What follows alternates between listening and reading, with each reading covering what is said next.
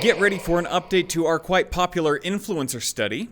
We will look at how the past year has affected influencer marketing and how it may play a huge part in how we perceive influencers' authenticity. If you would like to go back and listen to the episode where we covered our first influencer study, it's episode 3, Fluency of Influence. This is Shadûf. Welcome to Shadûf, the place where business, research, and entertainment make a baby in your mind. We will show you common trends you'll want to leave behind. It happens all the time.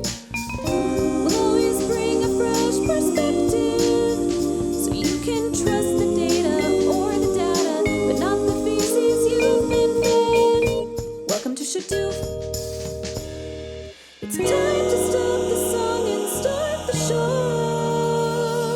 As an activity, and also kind of in reference to what we're going to be talking about today, we're going to be talking about authenticity. So, as a get-to-know-you game and to, kind of show a more authentic side of us and our personal lives, we're going to play 2 truths and a lie. I'm sure everyone knows the rules of the game. Each one of us will tell 2 truths and 1 lie about ourselves. Dustin, you'll go first. Then Lauren, and then I'll go. And for any of you listening, if you can guess the lie from each one of us and put it in a comment on Instagram, LinkedIn, or Facebook, we'll have a post. There'll be a post there. You'll need to be following us on one of those platforms. Go on there, comment. If you can guess the 3 lies, one from each of us, then you will be entered in for a drawing, for a giveaway that we're going to do. We will be giving away some Apple AirPods. Okay, so Dustin, go ahead with your 2 truths and a lie. You got this? Number 1, just recently, it was a few months ago, at the gym, and I fractured my finger at the gym. I dropped a weight on it. Number 2, I co-starred in a professional theater production with Christopher Lloyd. What? He's a legend. Christopher Lloyd is a legend, man. He's the man. If that's true, I'm jealous. Okay, and number 3... I flunked out of high school and then ended up getting my PhD. Wow. Okay. Lauren, you're up. Okay. Well, first, my senior year of high school, it was my idea, and we put a petting zoo in the quad at my high school for our senior prank. Okay. The quad. A petting zoo. It's awesome. Okay. Second, I have never gotten a speeding ticket. And third, after getting on Spotify July of last year, I ended up in Taylor Swift's top 1% of listeners for the year in 6 months. Wow. Okay, well, I know you love Taylor Swift. These are going to be tough. I wish we could elaborate more and tell all the stories now, but we don't have time for that. Okay, I'm going to go. Number 1, I have broken the same bone 5 times. Sometimes different places, sometimes a repeat fracture, but the same bone. Number 2, I have been to 15 different countries. And not just layovers or anything, like legit visited. Really? Yeah. And while I was in college, I had a side job where I worked as a balloon artist. Okay. That's it, you guys. Can you make us some balloon animals? A balloonist. For a balloon a post? sculptor. This isn't going to be one of those things where, Weston, you're like, just kidding. 16 countries. I visited 16. No technicalities here. No technicalities. We have an update. If any of you guys have listened to our previous podcast, we had the Fluency of Influence, one of our previous episodes. That one was listened to quite a bit because people love the topic of influencers. It's a big deal in this day and age. And we had some really cool, interesting stuff. Dustin, can you give us a quick recap of what we talked about in the influencer study? Yeah, so a lot of times companies, when they're looking for influencers, they want the people that have high followers, right? And so they can get the product out there and whatnot. But in front of as many people's eyes as they can. Yeah. What we did is we ran a few studies, though, that showed that we actually had the same identical pictures. And welcome back, everyone, like to that. All we did was I am your host, Weston of Smith. I'm here with Head of Research Dustin Harding and fellow research scientist Lauren Silva. We're rushing because we're going to get right into it today. There is a lot to cover today. Number of but followers first, or likes on a post, people were more willing to purchase that product than if it was more of a influencer type number for followers and likes, if that makes sense. And correct me if I'm wrong, but not only more willing to purchase the product, but to spend more on it. You spend more on it, yeah. That's right. It was really cool and counterintuitive. I mean, people talk about that there's been this kind of push to look more at micro influencers instead of macro influencers, right? But this was even going a step below micro. These are just normal people. Like very, very low. We're talking like, just like normal. So this person has, 100 friends, 200 friends on Facebook or Instagram, and so it was really cool, and we had anticipated, and we were testing that a big part of this was authenticity. Right. So the more popular you are, the more followers you have, the less authentic people perceive you to be. Right. They just think you're peddling something, and so they're less likely to spend money on that thing that you're peddling because they think that you're getting paid to do so or something. We kind of associate that inauthenticity with that. Exactly. And then 2020 came along. 2020. So we did that podcast episode, and then we wanted to delve deeper into this study because it was profound and could have big impact. And this was all like early 2020. Right. And then COVID came in, different things popped in. Reared its ugly head. Our story started to change a bit. Yeah, and then once I had come in around beginning of October, we had started trying a couple different products, different ways of looking at the study, and that's when things kind of started going downhill with some of these results. Was it 2020 or was it Lauren? I think it was Lauren when Lauren. she came in. Wait. Oh, hold everything. You That know- makes so much sense now. Messed it all up. My friends do call me Bad Luck Lauren, so I wish I was kidding, but that is true. Totally not joke. Like so here's the thing though. It started to crash before Lauren actually came in, right? We're scientists here. It can't be Lauren. Okay, it's not Lauren. We made sure.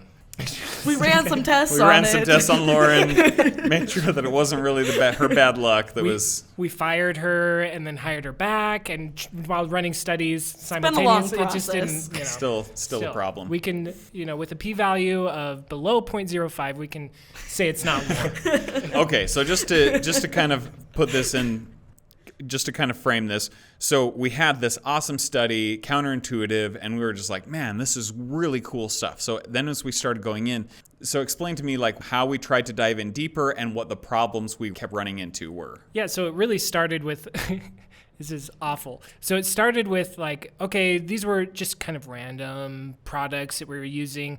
Would it work with like big name products? And something that a lot of people would recognize. A lot of people recognize, familiar with. And so then we're like, hey, everybody knows about Harry Potter. Like, what are the boundaries of this? If everybody knows about it, what happens, Right. And so we ran the Harry Potter one and just kind of nothing. Got nothing. And so then we're like, okay, so maybe that's our boundary. So we can't go with something familiar that everybody knows about. Because it doesn't work. It doesn't replicate. Yeah. So we went the total opposite direction. We made up something that no one knew about.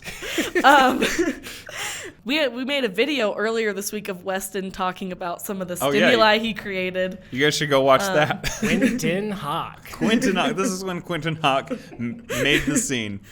Yeah. Guys, this was super fun. Weston's brainchild.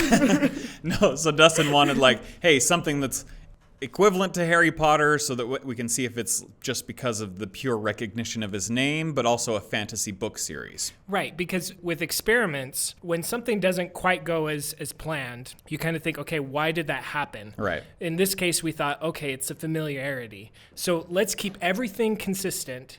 And let's just change that one thing that we think is creating this. Right, because we thought, because it's recognizable, people have an affinity to it, so no matter who's promoting a product of Harry Potter, they could think, it could be endearing to them, and so the inauthenticity of the high influencer has no effect on them. Right.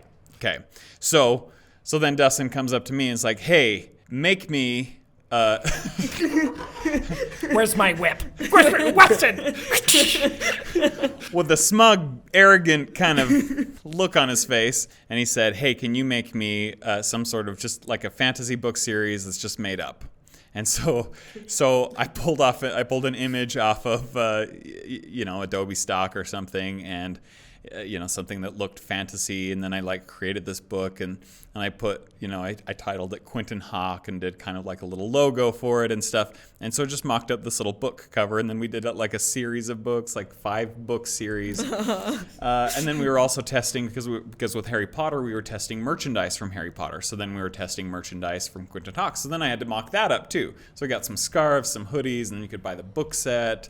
So we did a whole array of Quentin Hawk. Like we were, Full send. We went in all the way. And I have to say, like when we ran these studies, we had opportunities for participants to comment. That's something usually you want to do. They were pretty bummed. Like several participants were like, "I'm so upset that this is not a real series." Like they went through and Googled Quentin Hawk and couldn't find it anywhere. It's so funny because it's nothing I'm proud of. I was like, I would not read this cheesy book series. It looks lame. Maybe you should moonlight as an author, Just Weston. come up with it. Oh well, we even did. We're getting ahead of ourselves, but we even changed this list to an influencer promoting a TV series off of a streaming service or something. Yeah. So we're not getting much ahead. End of the story for the book is it didn't work. After all of that, nothing happened, and so we were like, oh, people are just bookies. Whatever book we throw at them, they're just gonna. They don't really care who's referencing or who's talking about the book. Whether the person has high likes or low likes, or it doesn't matter. The post has high likes or low likes, or whether the person has high followers or low followers, it doesn't matter. So then we're like, oh, well, maybe if it's a TV series, and so. So we did that, and. Nothing. Didn't not work.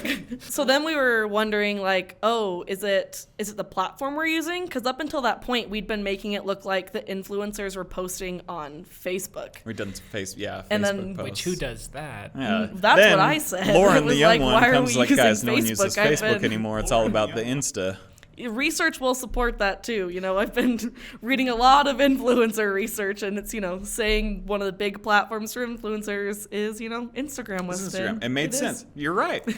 We totally, we were like, oh yeah, why are we doing this now? We changed our ways and we started mocking them up as Instagram posts. And then we were also worried that like the likes were kind of almost not virtue signaling, but like kind of almost a stamp of approval, and that the followers didn't necessarily matter as much, because if they saw that a lot of people liked it, like, oh, I should like this too, or a stamp of approval.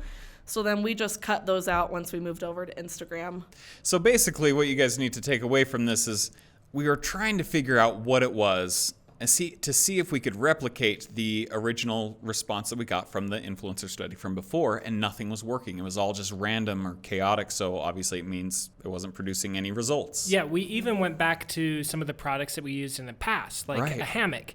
We even tried a new product, skincare, and we even went back and conducted one of the very first studies we did as it was. Just repeat. Nothing. Oh my gosh. Nothing. Every once in a while, something would pop up and we'd get excited, but then it wouldn't replicate. Just over and over again. Nothing. I remember like you would feel like super defeated and you're like, oh man, but then you'd come back the next day, guys, I think I might know why. And so we test it out and we'd run this study. Guys, this is just some of the, you're getting kind of the challenges that we face every day. Dustin faces every day. It's probably, 9-8 months of just running studies and trying to figure it out and giving up and then just being like, wait, I think I know. False epiphanies left and right. So that's really what happened. So the question is, why? Why is this not replicated? Why, dang it? Why?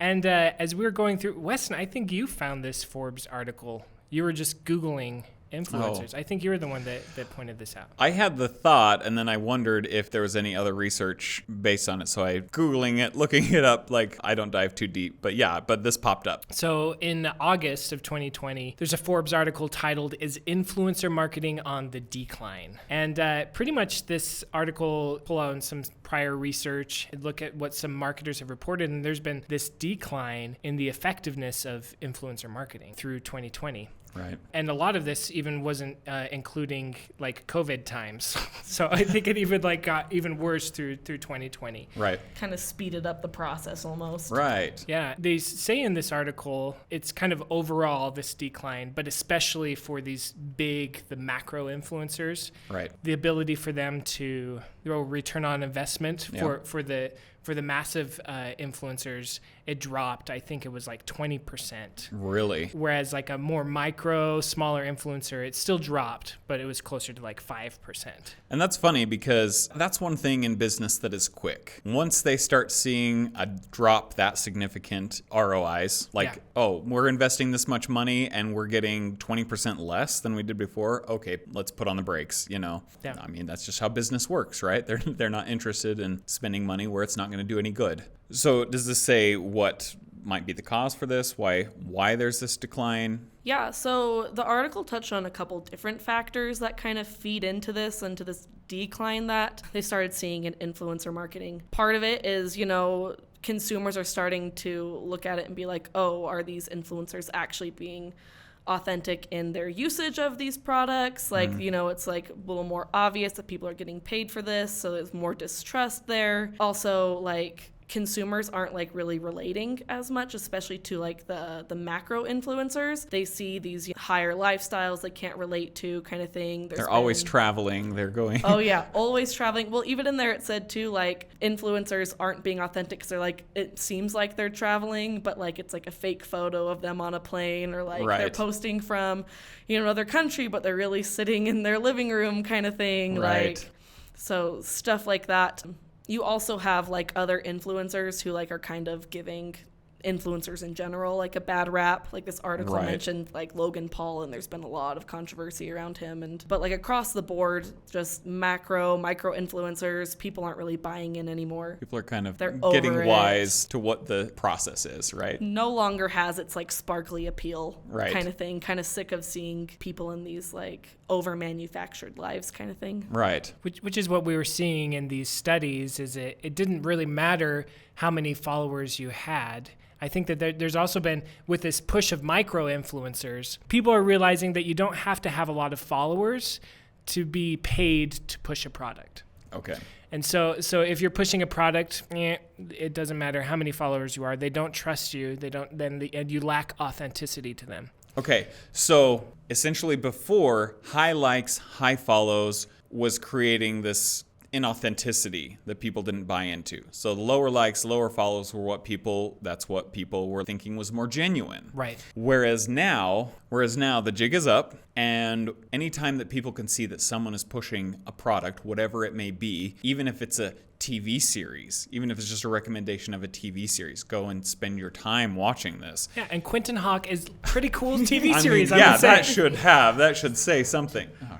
So if it looks like someone's peddling a product, they check out. That already, right there from the get-go, kills authenticity and therefore nullifies any differences of results or anything. Yeah, so this Forbes article, they suggest stop using influencers for the most part. Completely. And go with user-generated content, which, I don't know, even from our research, that's going to be tricky, because user-generated content, they say, like, go to your users and try to get them to promote content of them using the products. But from what we've seen, like, we've had these typical users talking about the products that they've used in our studies, and it still isn't budging. Right. So it's kind of, you can try that, but they have to be really authentic, and really any signal that this may be a product that somebody's pushing just kills authenticity. So we've got a big question mark here. And when we were talking about this, we thought, since this might have been accelerated by or changed by or affected in some way by COVID, can it be that once we get past this, once we overcome and, we're kind of we're seeing the light of the tunnel past this pandemic, could it be that we'll slip back into relying on influencers to tell us what is good and what's not? With little minor changes, you can change can really affect us in big ways. And it Right. can change our purchasing behavior, can change who we trust, who we like, who we dislike, right? Right. But you get something like COVID and the year 2020, there's some major changes that we would just expect to have major consequences on our behavior. Yeah, and all these questions kind of lead into like a research article that we recently found that might have some of the answers on why this could be happening. We found an article called Disgusted and Afraid: Consumer Choices Under the Threat of Contagious Disease, which we'll be talking about on our next episode. That's right. This article may highlight this question that we're asking. Is influencer marketing doomed, or is this just a little dent? Is there hope for influencer marketing? And with this article in mind, we think that there is still some hope. Maybe it won't be the way it was before, but maybe by the end of this pandemic, ROI on influencer marketing will start to increase and become healthy again. Okay, so on that hopeful note, we will follow this up with this research that Lauren mentioned. Next week, it's fascinating research, and it correlates really well with what we just talked about.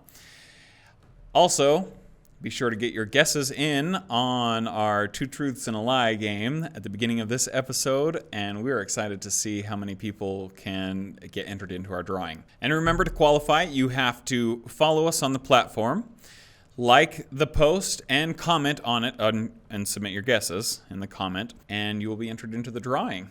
And we will reveal the answers the next episode, so stay tuned. Thanks for listening.